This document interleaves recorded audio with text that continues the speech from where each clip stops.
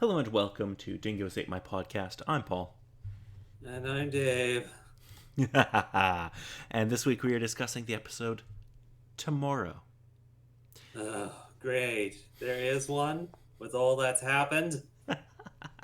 This episode originally aired May 20th, 2002, attracting approximately 4.64 million viewers. Alrighty, so let's start off with the number one film in America this week. Any idea what that might be, Dave? I don't know. Especially with the ridiculously huge franchise that released the big section of movies that people are like, oh my gosh, you want to see it. I wouldn't be surprised that it was still Star Wars, the Clone Wars. It is still Star Wars Episode 2 Attack of the Clones, yes.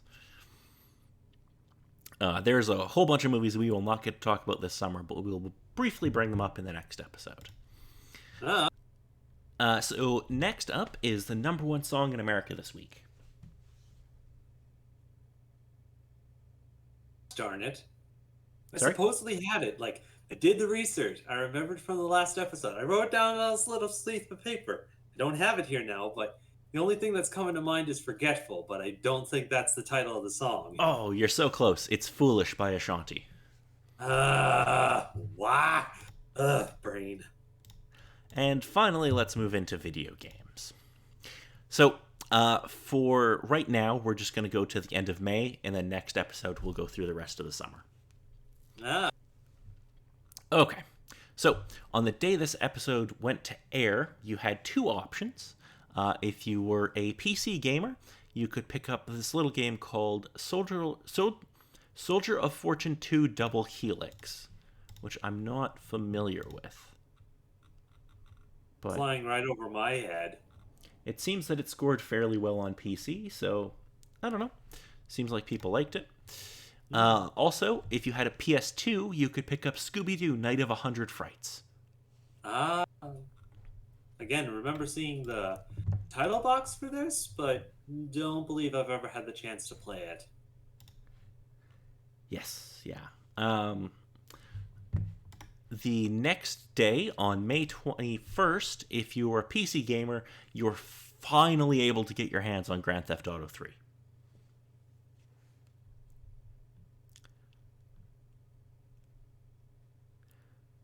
And May 24th, if you were in the PAL region, so in Europe, and you had a GameCube, you could finally get your hands on Super Smash Bros. Melee. Good for that. Let the people of the world enjoy the Smash Brothers. Yes. So on May 27th, we have a couple of games. On the PS2, we have a game called Test Drive, which I'm not overly familiar with. Sounds like an Easter, so. Also on May 27th, we had a game called, also on the PS2, called Looney Tunes Space Race, which was like a kart racing game that was, I think, originally on the Dreamcast. Okay. Also on May 27th, if you had a GameCube, you could pick up Lost Kingdoms. Ah, yes. You're familiar with this one. I am. It is neat. Very good. I know nothing about it because... Oh, it's a FromSoft game. It is. Oh, how Again, interesting. nothing super amazing. It was kind of one of their interesting offshoots. Take the idea of a typical dungeon crawler where the things that you battle with are monsters trapped in cards. Yeah, I just read that. I'm like, oh, it's card-based. That's interesting. Which, of course, if you're a little too frivolent with drawing cards from your deck, you can kind of get yourself into some precarious situations. So on May 28th, the very next day, if you had a PS2, you could pick up a game called Aggressive Inline. I remember this game. I don't think I ever played it, but I know the box art. I. Well, you're better off than me because I have no idea what you're talking about. Oh, okay. I'm going to put this box art in chat because you definitely remember it because we saw, guaranteed you saw it a million times in like an EB Games or something.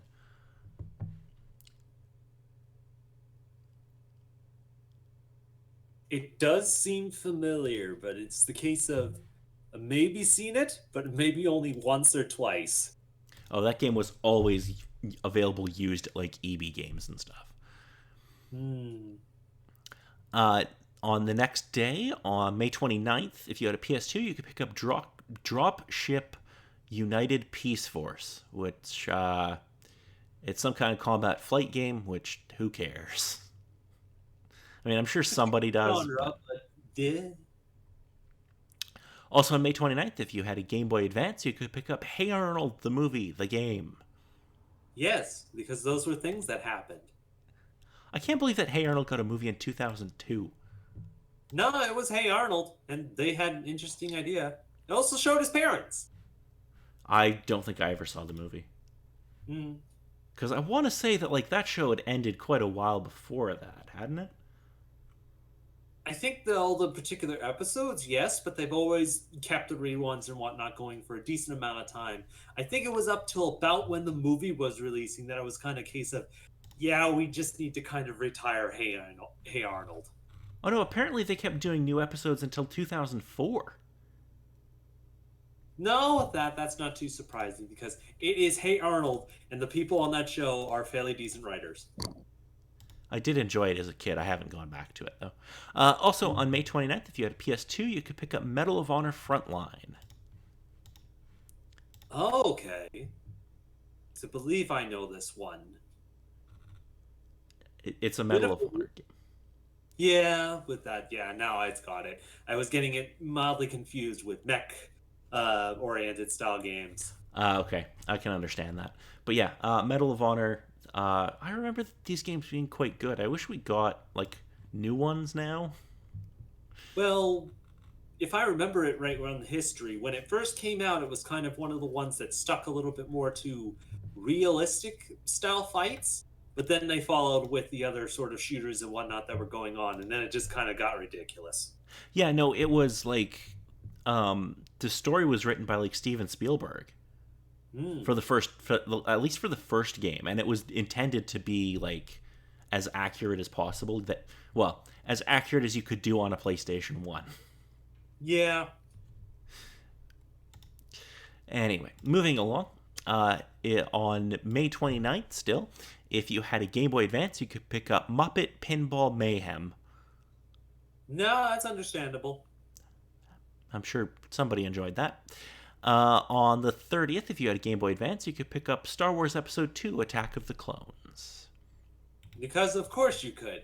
If the movie is out, the games were most certainly going to come up afterward. This one didn't get a console game, though, it only got handheld.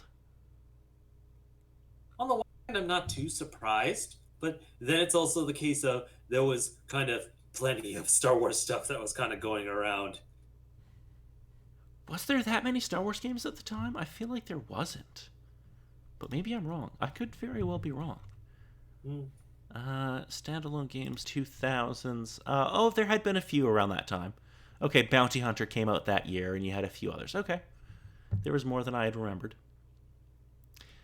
Anyway, continuing on May 31st, if you had a Game Boy Advance and you felt like you wanted a platformer that was like 7 years old, you could pick up Earthworm Jim 2. Supposed yay?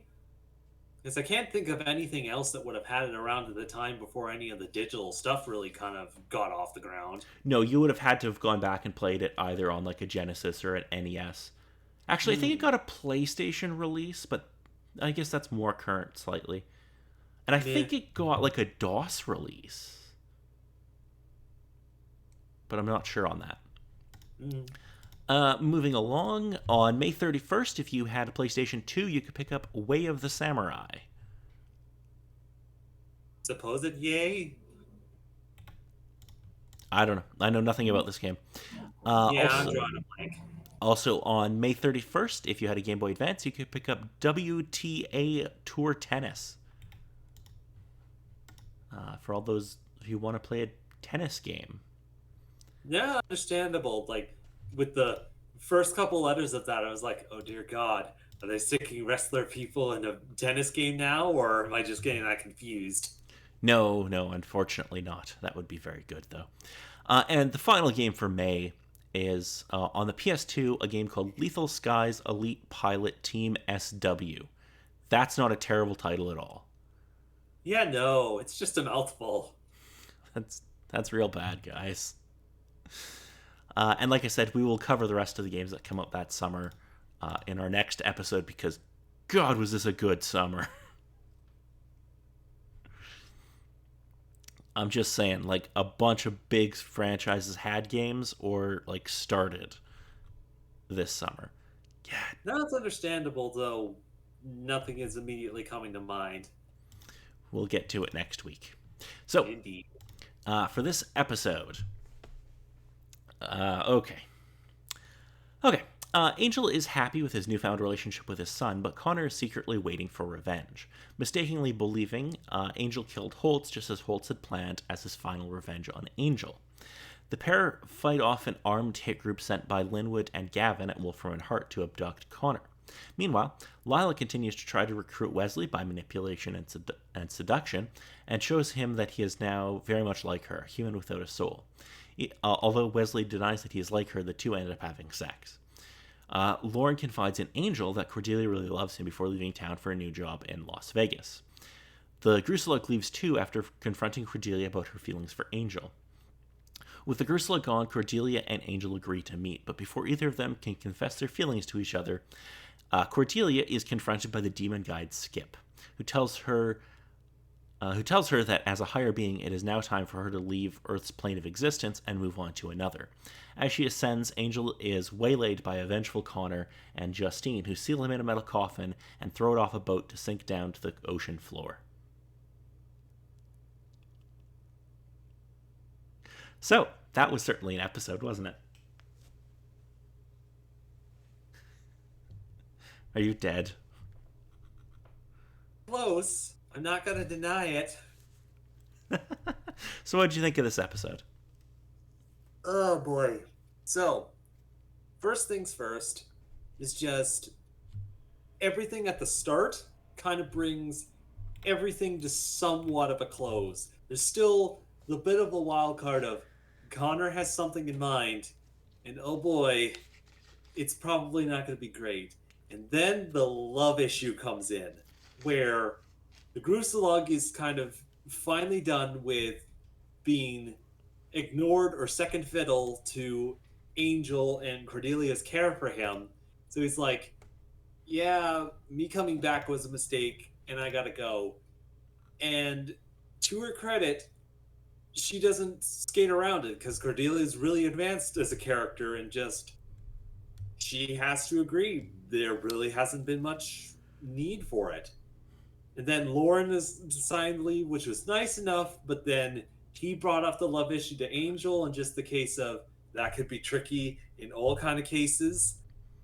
And just just the case that Skip came back, which is always nice because Skip is awesome, but just the case of I'm sorry, Cordelia, the bitchy, spoiled high school student that caused issues for Buffy in her series, is now going to be ascending to a higher being with all the particular things that she's done. And even worse was the case of she was informed of this because of her visions, where everything was placed in front of her, not exactly in the right order, mind you, but with her thought of it being the case of, oh, confess your love to Angel and it'll be okay, where it's more the case of, I can't do that. I have to go as this higher being sort of thing. And the fact that there wasn't even that much of a fight, it seemed. Yes. Just, ugh. So, I think the Cordelia thing makes sense because, like, in a way, because, like, yeah, she was that character, but that was quite a while ago. Like, she's definitely grown and evolved since she was on Buffy. Indeed. I think just with my ramblings, not really to suggest that, but she's an amazing character. And on the one hand, I'm not surprised with this sort of case, but there's a side of me that's like, oh, we're going to lose her now. Well, not entirely. I will just say, suppose it yay for that. But then also the case of, oh my god, what Connor did to his father. oh, where he put him in a coffin and threw him into the ocean? Into a glass coffin, good sir. So he'll just be at the bottom of the ocean. He'll have a nice view, but oh my god. Yeah, they're kind of setting some stuff up for next season, it looks like, huh? Ugh. It's like people I don't even flippin' know anymore. Yeah. Yeah.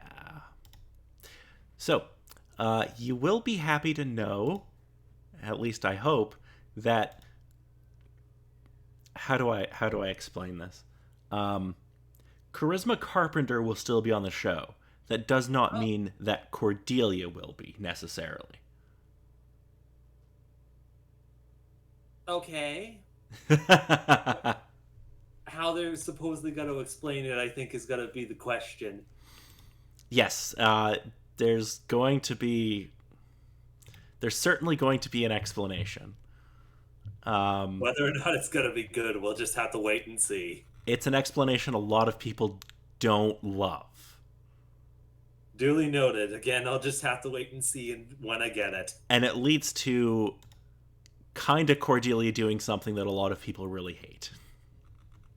Hmm. So it's gonna, Hmm. um, but we'll get to that in due time. International titles for this episode. They didn't feel like being very creative for this one. Because in French, it translates as tomorrow, and in German, it translates as today and tomorrow. Yeah, just with what's kind of going on with this particular episode. Yeah, I think trying to say anything else within the title would probably be too spoilery. Yes.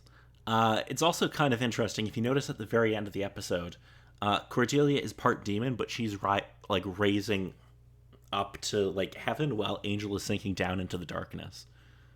Yeah, the whole one is ascending, the other person is descending. Which In is kind of the case of, uh,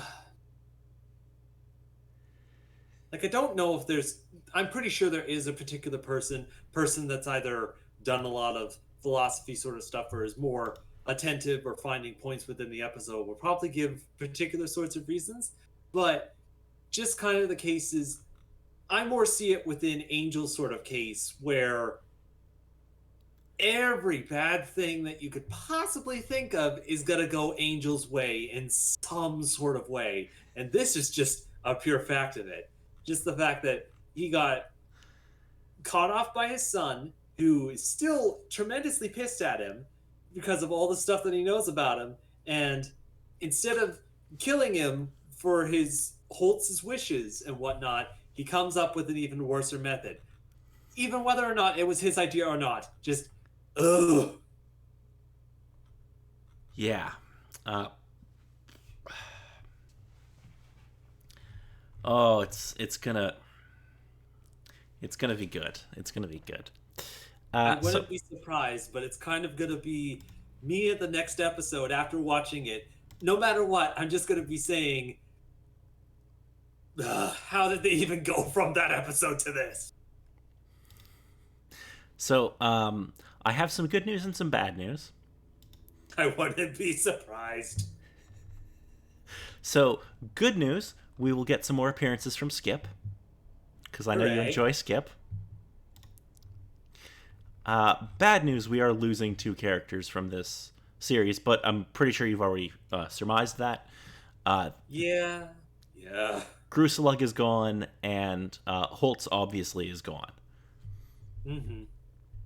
Um, but yeah, it's also like I don't know if you noticed this, if you caught it, but Connor calls Angel the Prince of Lies. It's vague in my ear, but it's not an immediate thing that I remember hearing. Okay, so obviously that is a reference to the devil. However, it might be foreshadowing. Hmm.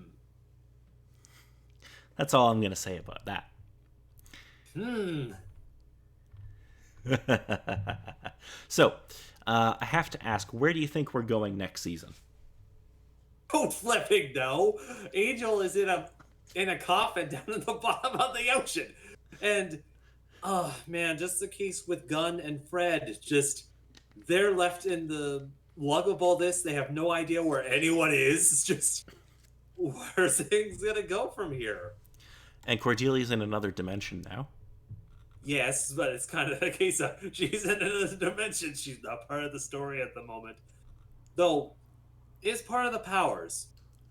Oh god, they lost their access to the powers. Of course! Ugh. Oh, well, until next week, I've been Paul. And I've been Dave. And just as a little tease for next year, or for the next episode, here's a little synopsis for you, Dave. Okay.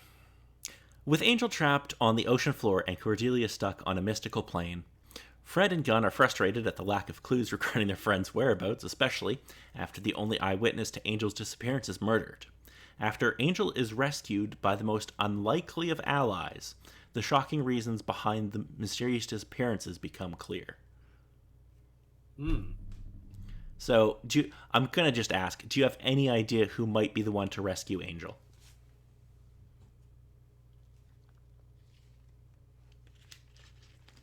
Like, my only one thought is one particular character that we've seen in an episode, had a good interaction with him, and just out of the blue, it happens. Okay. I will tell you, it is somebody who is more important than just being in one or two episodes.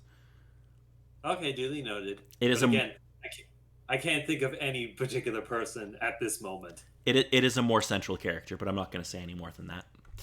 Alrighties. So yeah, season 4 is going to be well, it's going to be season 4, Dave. Oh boy.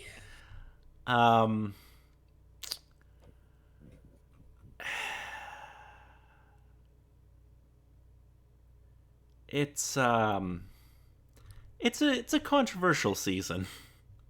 Let's just say. Yay. A lot of people don't like certain things in it. And I think there's one episode you're really going to hate, but that is for another time. Indeed. Oh, I almost forgot to mention there was one other little thing about this episode. It is the last episode that will be where's my note on this? I believe it is the last episode that one of the producers is on the show. Oh, I see. Maybe that was last week? Eh. Yeah, but I believe that it's this week that's the last one that is executive produced by David Greenwald. Oh, I see. Who had also worked on Buffy a lot.